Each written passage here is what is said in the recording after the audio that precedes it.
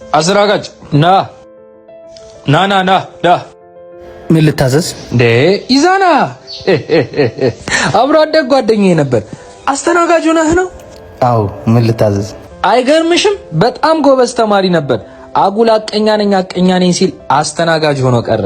በጣም ይቅርታሽ አባት፣ ለኔ ተቆራጭ አምጣኝ፣ ለሱ ደግሞ ሻይ። እሺ።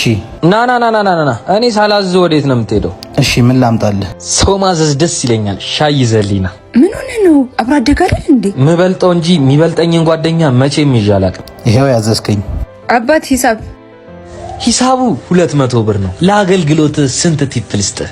አያስፈልግም፣ አመሰግናለሁ። አባት ይሄ ላንተ ነው። ለኔ እኮ ደሞዝ ይበቃኛል። ተቀይመህ ነው? ኧረ እኔ አልተቀየምኩም፣ ግን ብሩን መስጠት ከፈለግሽ ሙታንሳ ማር ቅዱስ ሚካኤል ገዳም ለሚገኙ አባቶች አስገቢልኝ። እሱ ነገር ሁሌ ይወራል። ምንድነው? አያልቅም እንዴ? በ8 ወር ብቻ በእግዚአብሔር ቸርነትና በእናንተ እርዳታ ለአባቶችና ለእናቶች ለእንቅስቃሴ አስቸጋሪ የነበረው ተራራ 170 ሜትር ተቆርጦ በኮንክሪት ደረጃ ተሰርቶ ምቹ እንዲሆን ተደርጓል። አካባቢው ምንም አይነት የመብራትና የውሃ አገልግሎት ያልነበረው ሲሆን አሁን ግን የመብራትና የሶላር መስመር ተዘርግቶ እየሰራ ይገኛል። ቤተ ማዕድ ወይም ቤተ እግዚአብሔር ተሰርቶ የሚያስፈልጉ ቁሳቁሶች ተሟልተዋል። ገዳማውያኑ በተደጋጋሚ የሚያጋጥማቸውን የረሃብ አደጋ በዘላቂነት ለመፍታት ጥረት እየተደረገ ይገኛል። ለዚህም ገዳማውያኑ የሸማ ስራን ተምረው ወደ ስራ እንዲገቡ ተደርጓል። ለዚህም የሚሆን የሸማ ዕቃና የአባቶች የእህል መጋዘን ተሰርቷል። የንዋየ ቅድሳት ሱቆች እየተሰሩ ይገኛሉ። የከርሰ ምድር ውሃ ተቆፍሮ ማውጣት ተችሏል። የሻወርና የመጸዳጃ ቤቶች ተሰርተዋል። እስካሁን ላደረጋችሁልን በቅዱስ ሚካኤል ስም እናመሰግናለን። አሁንም የአባቶች በዓት እየተሰራ ስለሆነና ብዙ ስለሚቀረን አሁንም እገዛቸው አይለየን።